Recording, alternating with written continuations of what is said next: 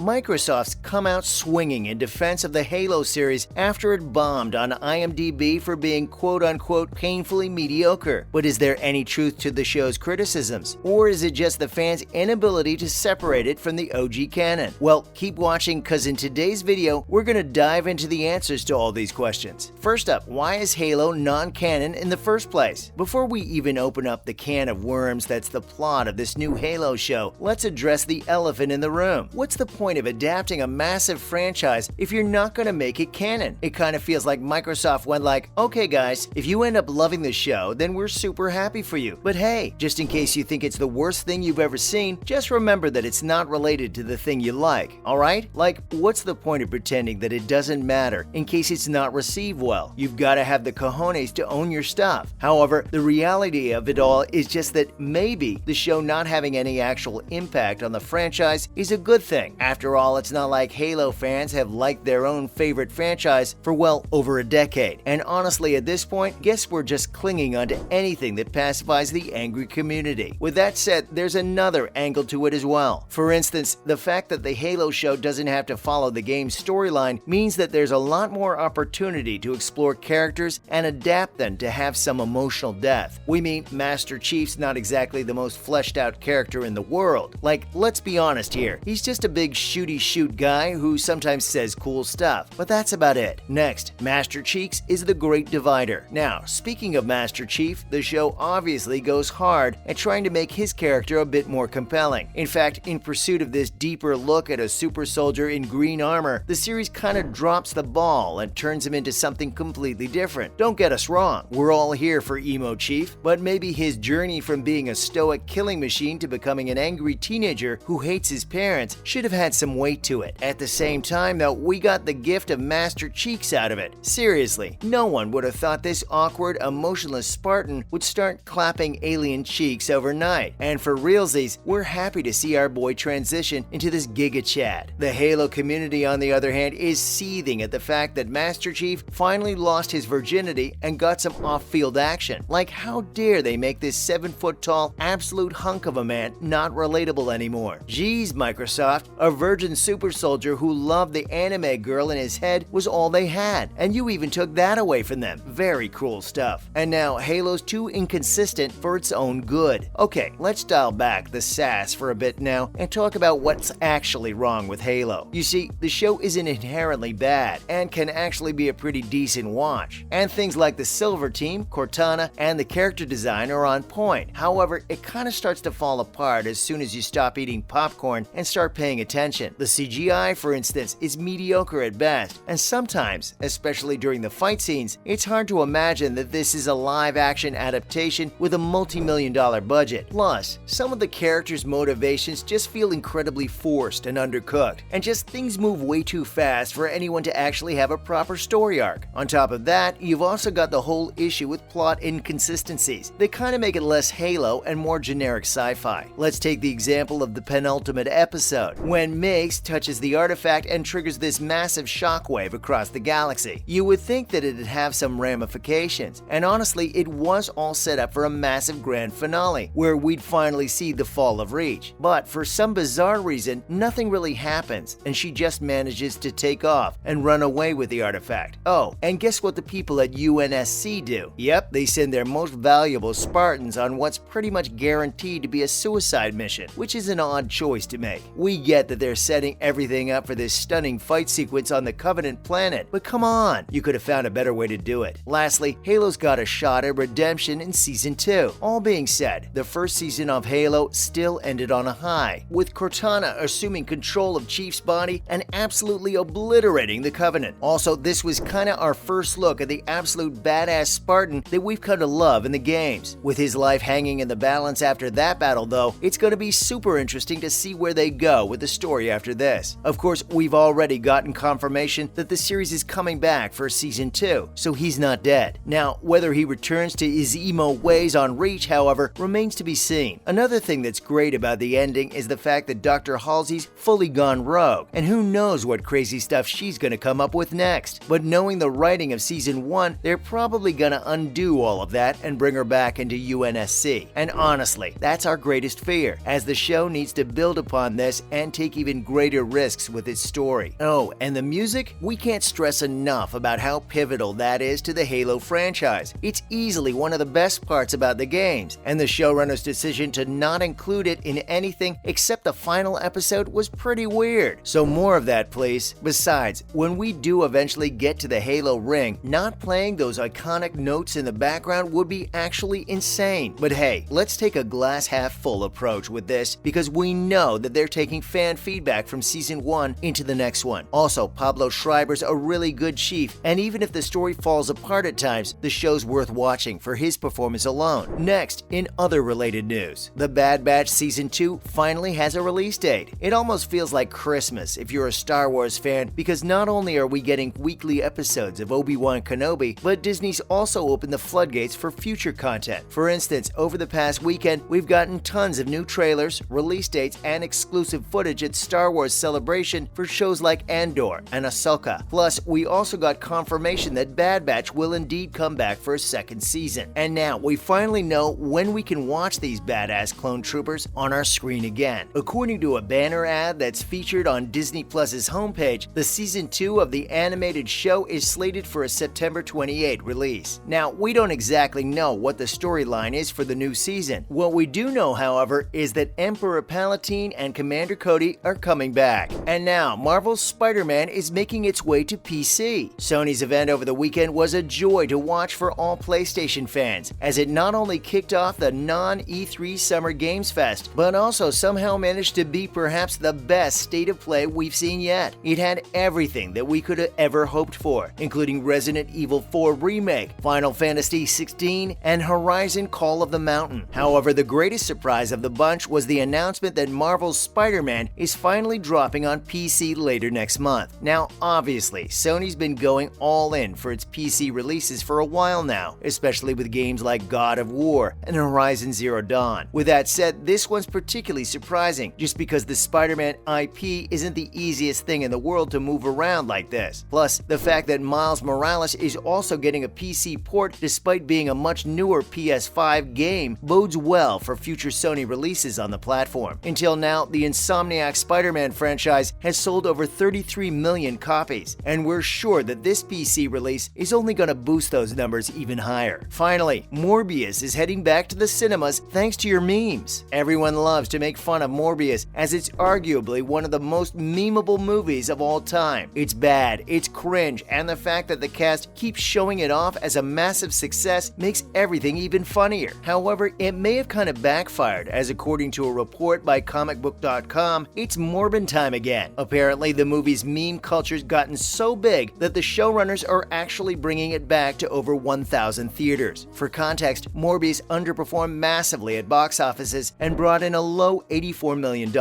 With that said, if people start going to watch it even as a joke, we wouldn't be surprised if they decide to make a sequel as well. That's a wrap for this video. Are you going to watch Morbius if it comes back to cinemas again? Let us know in the comments below. Make sure to give this video a thumbs up and subscribe to our channel for more videos like this. See you in the next one.